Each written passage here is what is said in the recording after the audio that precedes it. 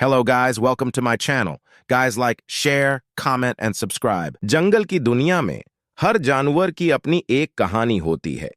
हाथी और ज़ुराफ़ा दो ऐसे जानवर हैं जो न सिर्फ अपनी जिस्मानी खुसूसियात की बना पर मुनफरिद हैं, बल्कि उनकी कहानियां भी दिलचस्प और सबक आमोज हैं। इस कहानी में हम एक हाथी और ज़ुराफ़े की दोस्ती और उनकी मुश्तरका महम्मात के बारे में जानेंगे।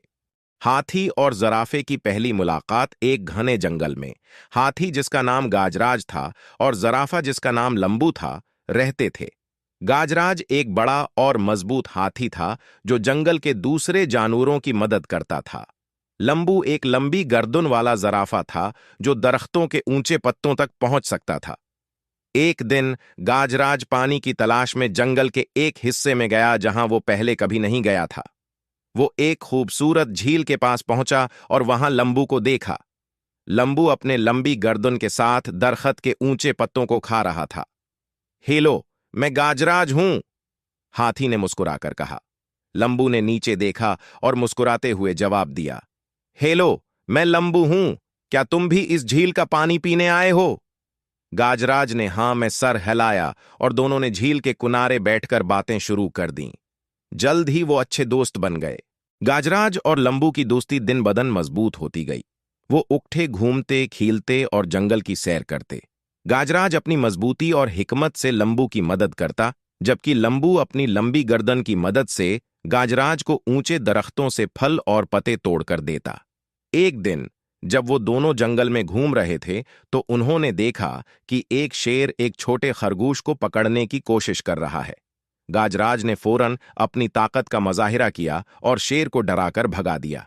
खरगोश ने शुक्रिया अदा किया और कहा, आप दोनों ने मेरी जान बचाई, मैं आपका एहसान कभी नहीं भूलूंगा।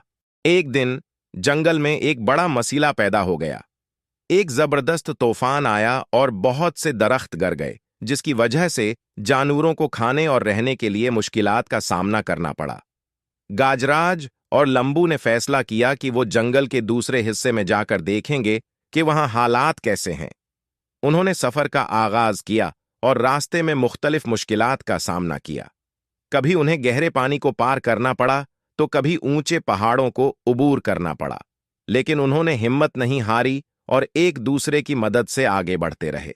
रास्ते में उन्होंने कई जानवरों को मुश्किलात में देखा और उनकी मदद की।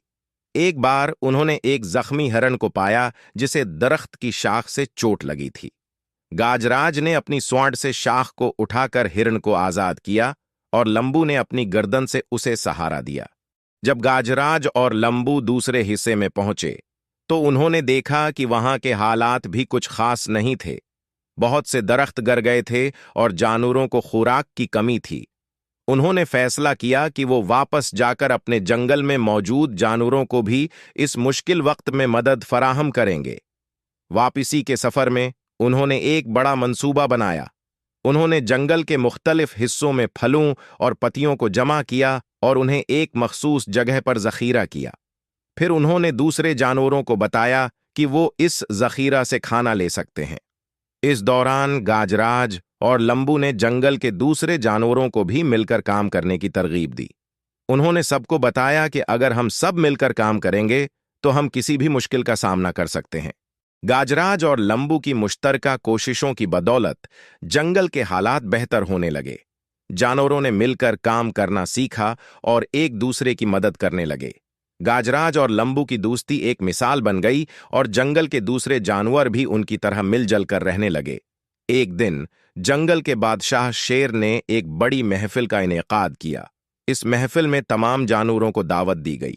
शेर ने गाजराज और लंबू की तारीफ करते हुए कहा, गाजराज और लंबू ने हमें सिखाया कि दोस्ती और ताउन से हम किसी भी मुश्किल का सामना कर सकते हैं। तमाम जानवरों ने इन दोनों की तारीफ की और उनकी दोस्ती की मिसाल को याद रखा। गाजराज और लंबू की कहानी ने जंगल के हर कोने में मोहब्बत और दोस्ती का पैगाम पहुंचाया। Thanks for watching.